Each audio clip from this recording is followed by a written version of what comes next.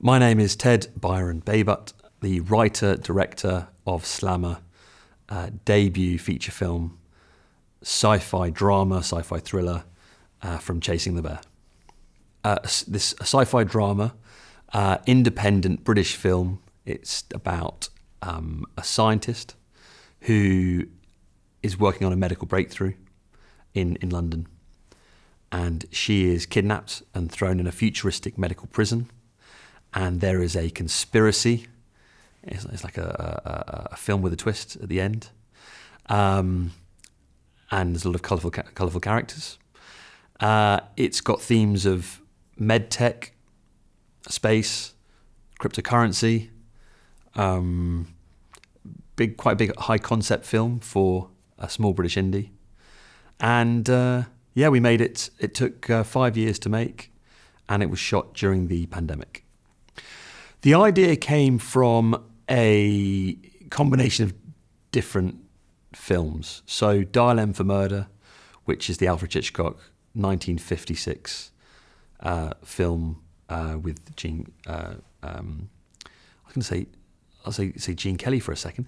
Grace Kelly, different film. That's one for the AI, deep fakes. Grace Kelly Hitchcock basically had a fantastic British drama in a room. And I looked at that film many times and just thought, okay, well, if I take that concept of trying to do it in two main locations, one is going to be a sitting room, and the other one is going to be this futuristic medical prison, because I always wanted to build a set specifically which we could shoot from any angle. And and then obviously there are more locations than that. But that film massively inspired me. There's loads of films where you watch it and you say, okay, I've got that as a frame of reference. Old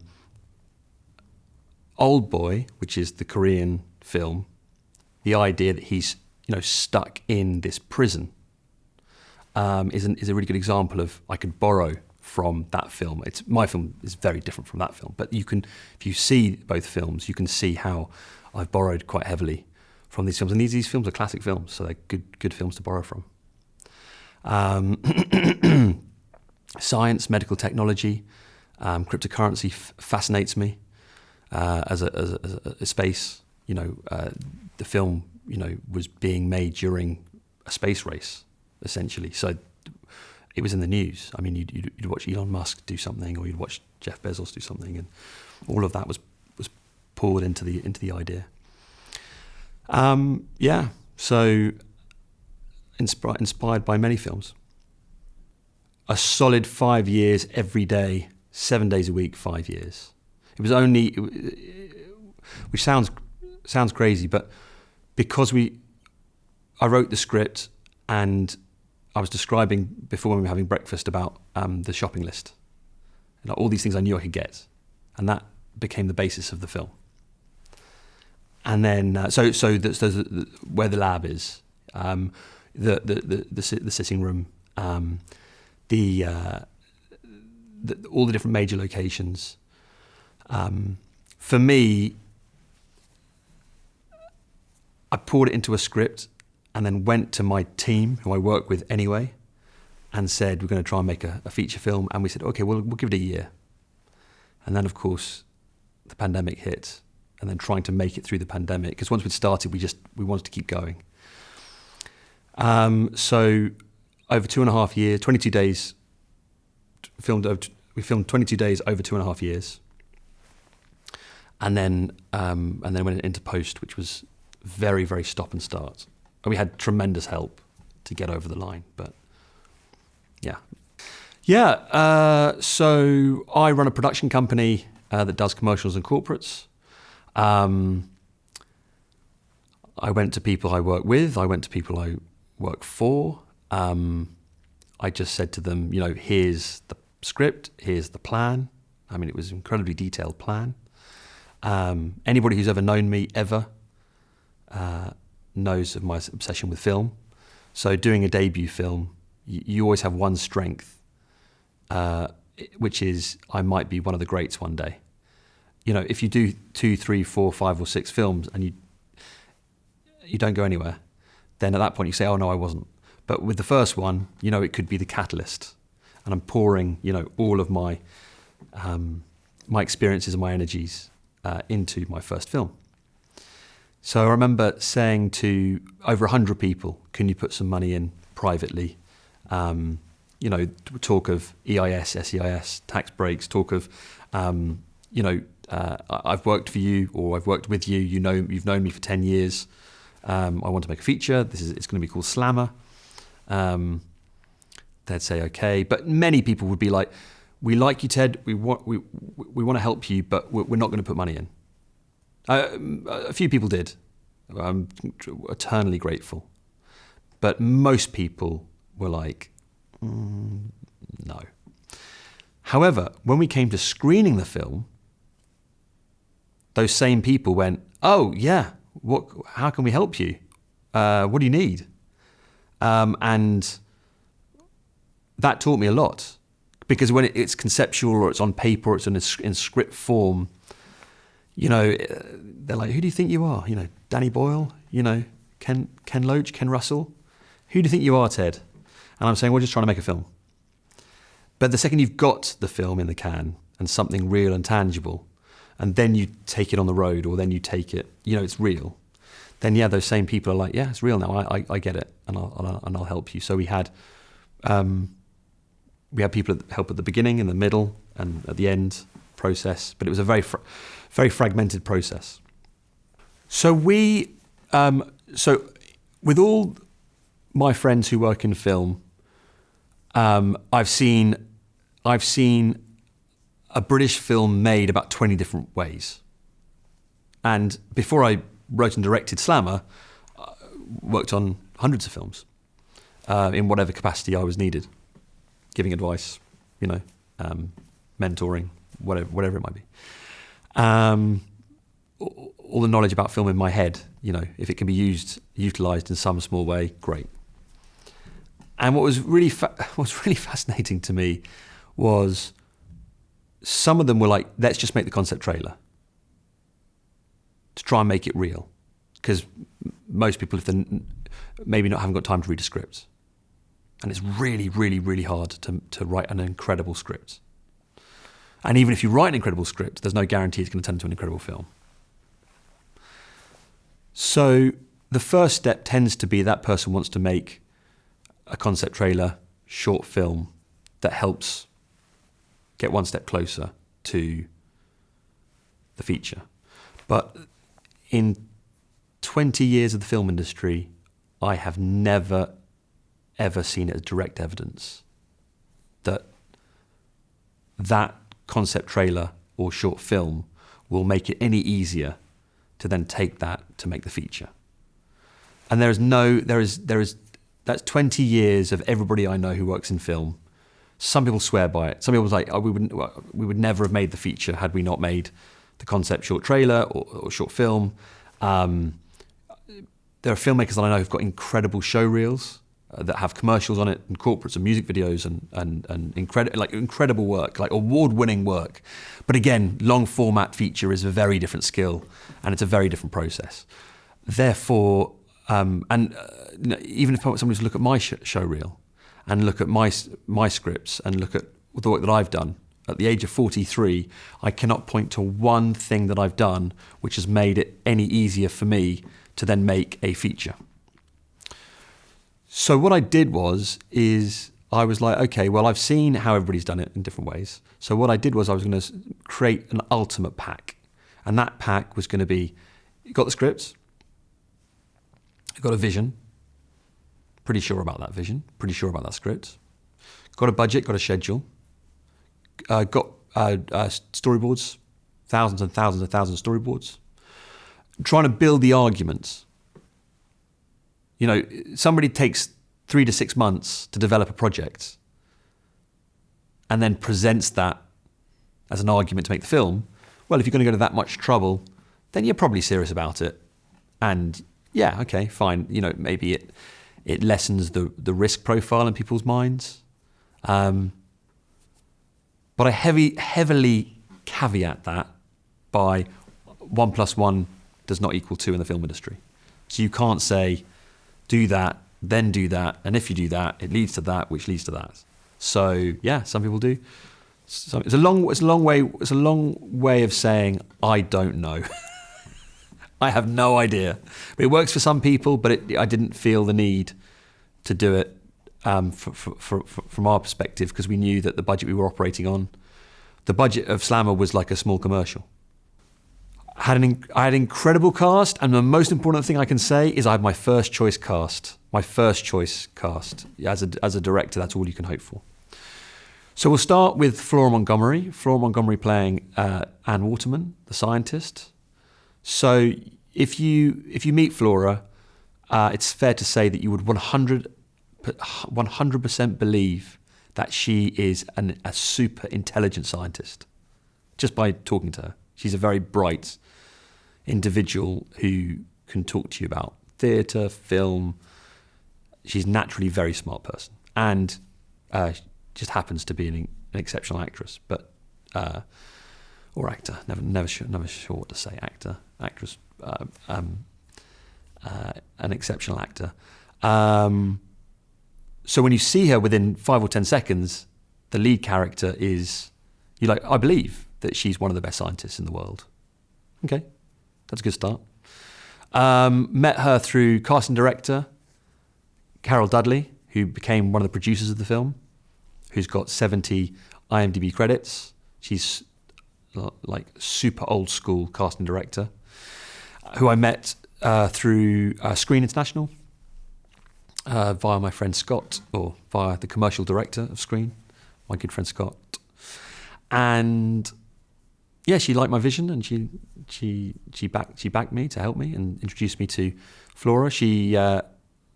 I met James Atherton, who plays the boyfriend.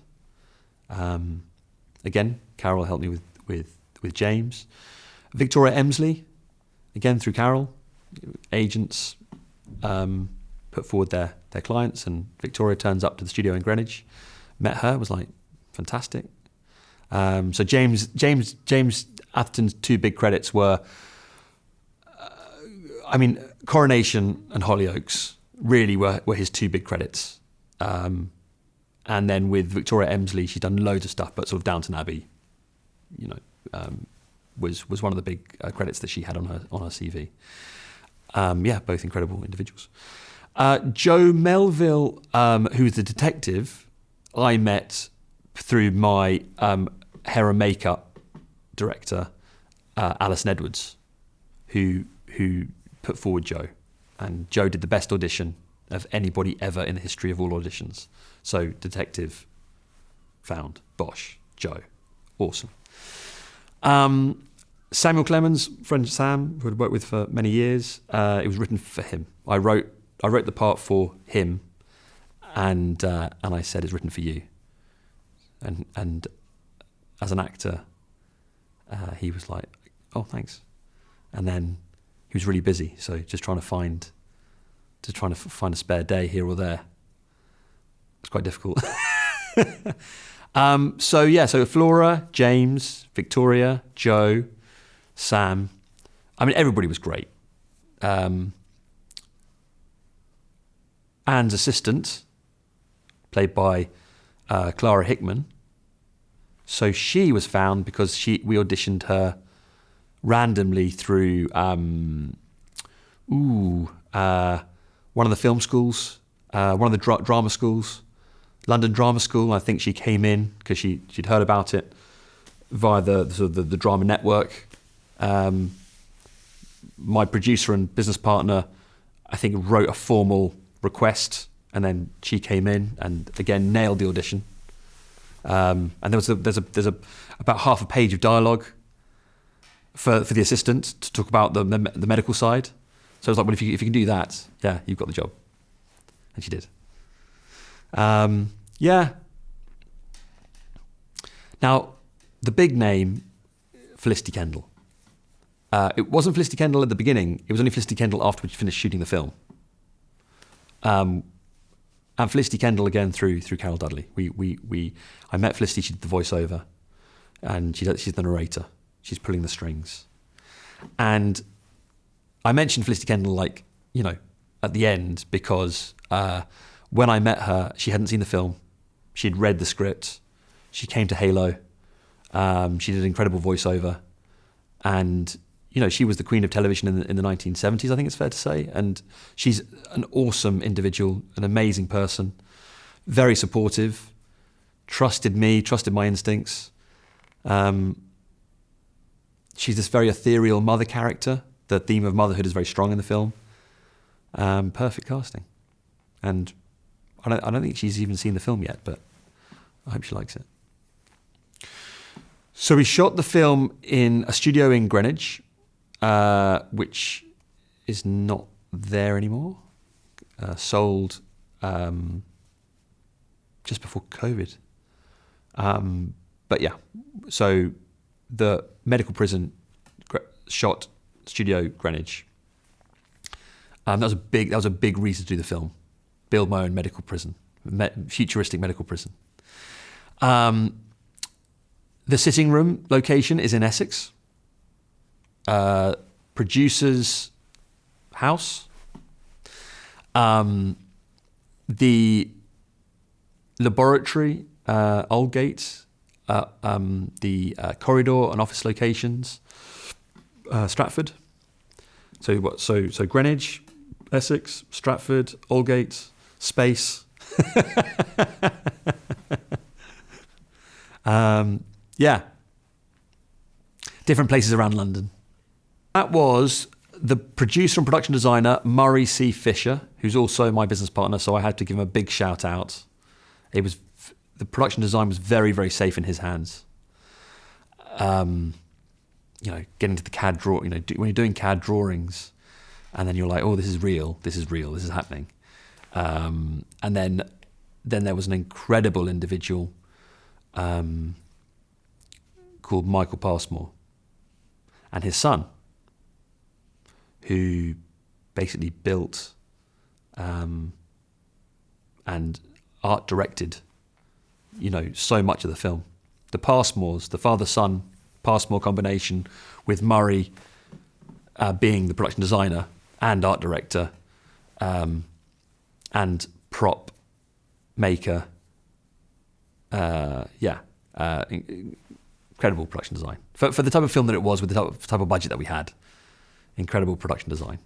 So you know you go to a garden centre and you buy a ton of black rubber matting used for anything that black rubber matting is used for. We needed a ton of it. And they're really chunky and they're really heavy. So the challenge then was get this black rubber matting with the design that it is up, you know, and sturdy and safe.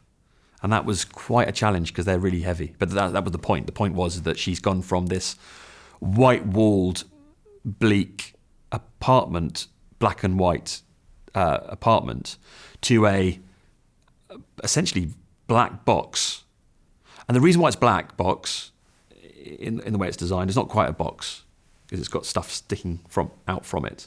But the reason why we did that is because most sci-fi films, it tends to be very white and shiny.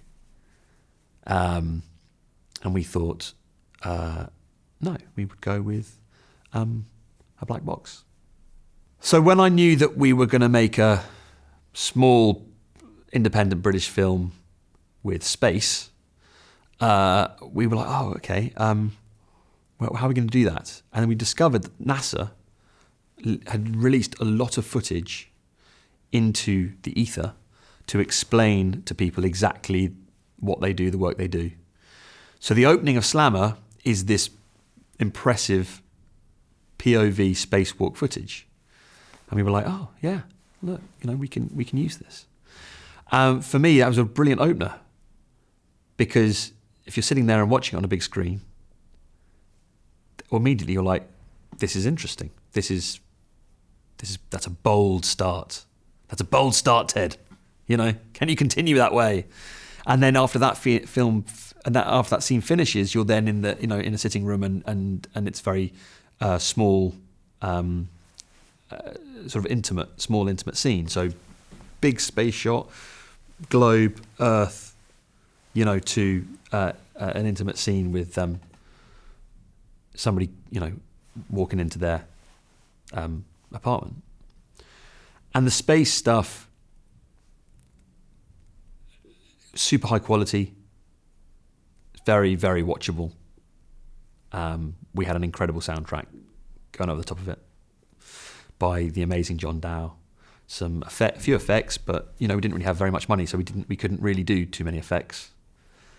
That space footage, the stuff that we used, some of it is off the NASA website, some of it we bought because we needed specific stuff for what we were trying to do. But yeah, so in some cases the composer made, I think, something like 95% of the music tailor-made for the film. He's a British composer called John Dow and his team. And John was living in Singapore, doing music for commercials, computer games, you name it. And I've known him for 10 years. And I said, do you want to be my John Williams or my Hans Zimmer? He said, I'd love to, Ted. There's a lot of money in the budget for me. I said, no. Sold. I'll start tomorrow. And he just composed these incredible tracks. I'm so thankful for it because what you want to be able to try and do that if you can, like tailored music. It's great to do a needle drop where you can if you can. 95% is tailored for the film, and it's going to be out there one day for people to download and enjoy. The biggest learning curve.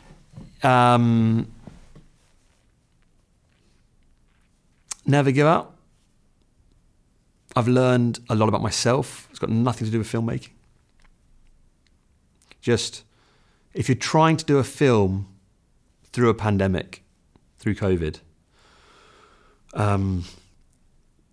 anything I do, any business I do, any film I make, anything I ever do, from this moment to when I finish, is going to be easier.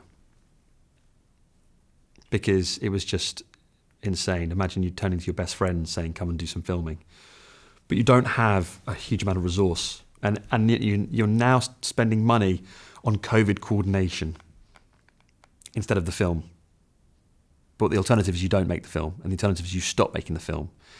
And I was just petrified that if I stopped, then the cast would go off. Or the crew would go off. And then things would get back to normal. And then the cast then says, I'm going to go off and do a big film in California, or the crew says, I'm going to go and do this contract, and sorry Ted, we can't do Slammer anymore. And that was a constant worry 7 days a week for many, many years. So the answer really is I discovered a lot about myself in terms of keeping the train on the track. Yeah, from a filmmaking perspective, yes, there's a number of things I would have done differently. I probably would I would certainly have been more confident on set. So I'm a confident person, but I know my limitations. And I now would be a lot more confident I knew what I wanted, but sometimes it's hard to translate exactly what you want. And not so much because you don't know, because I did know, because of lack of experience and lack of knowledge. And if filmmaking is problem solving, then obviously now I'd be better at solving that problem. And we had so many more factors to contend with. So I've been on over 100 film sets, and when you are the director, under the pressure from everybody asking you something, and you're trying to and they're really trying to help you, and they're really trying to make sure you've got the best film possible, my experience now would mean I'd be more comfortable in that situation. Whereas I felt a bit like I was in the deep end with water wings, armbands. So I'd be a lot more confident and probably a lot clearer with exactly what I wanted, and I'd be able to do it faster and more efficiently. Now, that was really interesting because Jamie Corn, I can tell you exactly why he got chosen for the job. I've interviewed loads of director of photography, cinematographers for my first film. He's from Newcastle. He's one of the sexiest men you can ever meet in your life. You know, he's just incredible. Like he could be a male model, and he's a really lovely guy from Newcastle, and he's just a very good representation of Newcastle. I'll go on record by saying, best reputation of Newcastle, you meet Jamie Corn. And he, I think, came through Emmy from Emmy Land, who's the camera guys. And so there's a boutique camera company in London called Emmy Land, right? Run by Emmy. And Emmy then went, you should meet Jamie. And we met in Greenwich at the hotel, in the big hotel in Greenwich. I go to it regularly, so I should know. I've gone blank. But anyway, hotel in Greenwich. And we sat down, and I think one of my mentors, Caroline O'Reilly, who's a very, very, very, very distinguished continuity editor, was with me. And some DOPs came in, some I knew well, some I didn't know very well. And Jamie was the only DOP in those series of meetings who didn't need to talk to me about camera kit or lenses. I mean, he knows his camera kit and he lenses incredibly well, lights incredibly well. Like, he's a really good cinematographer. He only spoke to me about characters and story, which I thought, whether that was a conscious decision or that's just what he does, I don't know. But to this day, I'm like, that's why he got the job, because he knew the film, the script, and the characters intimately. There was one thing that he said. I've reminded him of this as well. There's one thing that he said where he went, if the character is against animal testing, and that character had a car custom made for them, they wouldn't use real leather in the seats of the car if they're against animal testing. And if that's a very important in a much longer edit, this character states very clearly they're against animal testing. In the released version, that those scenes were cut. And I thought, God, that's clever. That's a really clever statement, because what you're doing is you're like thinking, what would the characters do? You know, is on the page, but then thinking further. Anyway, got the job, and it just happened to be very, very good at the other elements as well. So we took it to Cannes, and that was one of the best weeks of my life, because I've been going to Cannes for years and years and years, but I was there with my first film. And the sales agent, Julia Prenner of Mind the Gap, is selling the film, so she'll sell it over the course of 2 years. We've sold it we've sold it to airlines and cruise ships via another company called Captive Entertainment in LA. And Julia Prenner, Mind the Gap, is based in LA, and then she works with Paul from Captive in LA, and those are the first deals. More festivals to come, more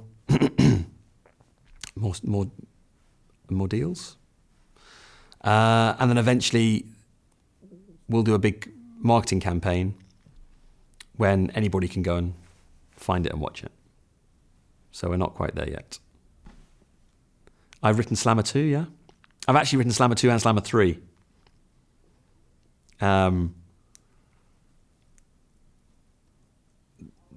Yeah. Slammer 2 and Slammer 3 are very, very expensive films to make, because we really lean into the space and the tech. I'm very inspired by Event Horizon, which is got to be one of the greatest films ever made. And if you think about space and tech, in Event Horizon, then it gives you a small indicator of Slammer 2 and Slammer 3, although Slammer 2 and Slammer 3 are not horror. They're sci-fi thrillers. They're not horrors. But you get what I mean in terms of production, the production values. I can tell you a quick story about Event Horizon. So the director of photography of Event Horizon was a guy called Adrian Biddle. And Adrian Biddle was somebody I met a number of occasions because he's very kindly gave me advice. And I met him through a friend, and these are the films he did as a director of photography. Event Horizon I've mentioned. Thelma and Louise, Aliens, 101 Dalmatians, 102 Dalmatians, V for Vendetta. That's an incredible CV, and I'm missing probably another 10 classics, but that's an incredible CV. You know, Thelma and Louise to Event Horizon, and watching him work on The Mummy, the Brendan Fraser film at Shepperton, with the books, like all in the library, and they're obviously building big set pieces. Watching him work to this day is still one of the best filmmaking lessons I've ever received. That's proper big cinematic filmmaking, you know. Yeah. So I've written a children's adventure story, and it's about a soldier in 1940s helping a family get across the desert in a Rolls Royce. It's got the British Army. It's got a mafia don. It's got a Rolls Royce. It's got a Spitfire, and it's a children's adventure story. But the production values are going to be exceptionally high. It's a bit like Swiss Family Robinson meets Lawrence of Arabia meets Indiana Jones meets The Princess Bride. If you smashed all those together, then that would be one. It would be wonderful to make that film. I've written 17 scripts. For anybody who's listening, I've written 17 scripts. And if somebody ever said to me, Ted, what do you want to make? And I'd be like, well, you tell me what you want to make, because these are the scripts that, I have. So the next one is the children's adventure story. But yeah, I'd love to get to a point where I can make a film a year. And me saying what's next for me, the reality is, write a film script, you do your 2 day jobs, you juggle your 2 day jobs, you try and find some time to make stuff. So if my day job just became filmmaking and not just filmmaking, I'd be thrilled. For me, filmmaking isn't just films and filmmaking isn't just that'd be nice. It's a hardcore obsession that drives my wife nuts, drives my family nuts. If you know me and you didn't like film, then, I'm not sure what there is to talk about. Politics, football, but film for me is a really big part of my life. It's It's a profound thing to want to do. So thank you to BritFlicks. A pleasure talking about Slammer and my different film experiences. Thank you to the excellent father-son team here today. Completely worth driving down the A2 to come to wonderful Folkestone and see you guys. And I really appreciate your time in giving me a platform to talk about my film and my film experiences.